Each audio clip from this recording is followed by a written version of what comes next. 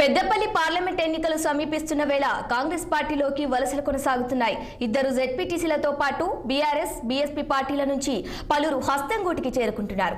పెద్దపల్లి జిల్లా కేంద్రంలో జరిగిన పార్లమెంట్ ఎన్నికల సహాక సమావేశంలో వీరందరికీ రాష్ట్ర పరిశ్రమల శాఖ మంత్రి శ్రీధర్ బాబు కండువా కప్పి పార్టీలోకి ఆహ్వానించారు.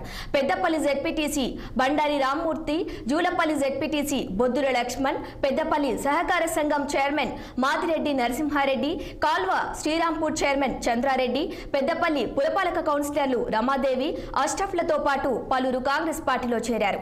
ఈ సందర్భంగా 4 నెలల్లో కాంగ్రెస్ ప్రభుత్వం చేపట్టిన సంక్షేమ పథకాలకు ఆకర్షితులై ఇతర పార్టీలకు గుడ్ బై చెప్పి తమ పార్టీలో చేరుతున్నారని శ్రీధర్ బాబు అన్నారు.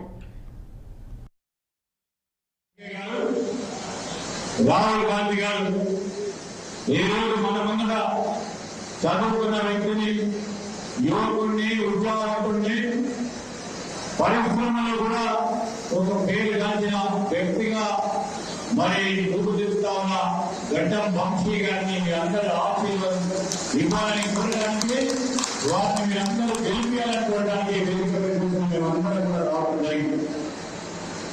ఒక పక్కన పెద్దలు వెంకటస్వామి గారి మనవడుగా, డాక్టర్ వివేక్ కొడుకుగా, ఈరోజు రాజకీయ అనుభవం ఉన్న కుటుంబ పరంగా ఉన్న ఈరోజు తనదైన శైలిలో రాజకీయ ఆరంగేట్రం చేస్తూ ఒక మంచి ఆలోచన పరుడుగా రాబోయే కాలంలో సంఘ సేవ చేయాలి, ప్రజా సేవ చేయాలి. ఈరోజు చదువుకున్న అనుభవాన్ని ప్రజా సేవలో ముందుండాలని ఆలోచన చేస్తున్న ఒక వ్యక్తి. దేశవ్యాప్తంగా